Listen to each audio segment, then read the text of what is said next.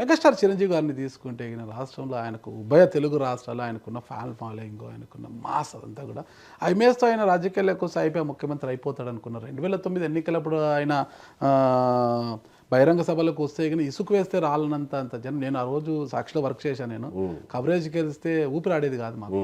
అలాంటి వ్యక్తికి I think గోడలు ఇరిగిపోయి రూఫ్లు పడిపోయి చాలా మంది చచ్చిపోయేవాళ్ళు కూడా. ఎన్ని సీట్లు వచ్చాయి, తర్వాత పార్టీ ఏమైంది అనేది మనం చూసాం సార్.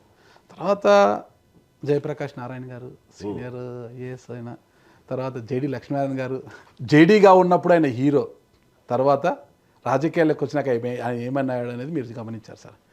ఇంకా అప్పటికి మనకి ఇంకా కనువిప్పు కాలేదా కొంతమంది కనిపిస్తారు సార్. అయితే ఇటీవల రిటైర్డ్ అయిన ఐఏఎస్ విజయ్ కుమార్ గారు ఒక పార్టీ పెట్టారు. మొన్నటి ఎన్నికల్లో పోటీ చేస్తే ఆయనకు కనీసం నోటాకు వచ్చిన ఓట్లు కూడా రాలేదన్నమాట. రిటైర్డ్ జడ్జి ఇప్పుడు అడ్వకేట్గా ఉన్న జడా శ్రావణ్ గారు ఆయన జేబీఎం పార్టీ అని పెట్టారు. ఆయనది సేమ్ పార్టీనే. మంగళగిరి నుంచి పోటీ చేస్తే కనీసం ఆయన సామాజిక వర్గం కూడా ఆయన ఆదరించలేదు. నోటా ఓట్ల కన్నా ఆయనకు తక్కువ వచ్చాయి. ఇన్ని కనిపిస్తున్నాయి మనకి కళ్ళ ముందు. ఇవన్నీ కాదని ప్రాంతీయ పార్టీ ఇంత బలంగా ఉన్న నేపథ్యంలో ఏబి వెంకటేశ్వరరావు గారికి ఎంత గుండె ధైర్యం ఉంటే పార్టీ పెట్టాలనుకుంటారు? కరెక్ట్ ఉంది కాబట్టి పార్టీ పెట్టాలి. ఏంటి ఆ గుండె ధైర్యం? ఏంటి ఆ గుండె ధైర్యం వెనకాల ఉన్న ఏంటి వ్యక్తి ఎవరంటారు? చెప్తా.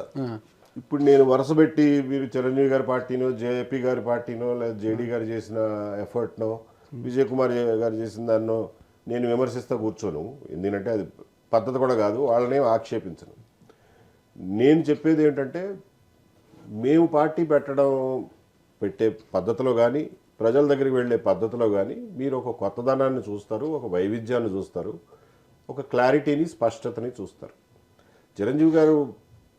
చిరంజీవి గారి పార్టీ దేనికోసం నిలబడిందో ఒక మాటలో చెప్పగలరా? ఒక మాటలో చెప్పండి. చిరంజీవి గారి ఇమేజ్ ఉంది, ఆయనకి ఫ్యాన్ ఫాలోయింగ్ అద్భుతంగా ఉంది. బట్ వాళ్ళ ఐడియాలజీ ఏంటి, వాళ్ళ ప్రాతిపదిక ఏంటి అనేది గబుక్కని గుర్తు తెచ్చుకుని చెప్పగలరా? ఎస్, సామాజిక న్యాయం అన్నారు, జ్యోతిబా ఫూలే అని కొత్తగా ఫస్ట్ టైం కొంచెం ప్రొజెక్ట్ చేశారు, బాబాసాహెబ్ అంబేద్కర్ని ప్రొజెక్ట్ చేశారు.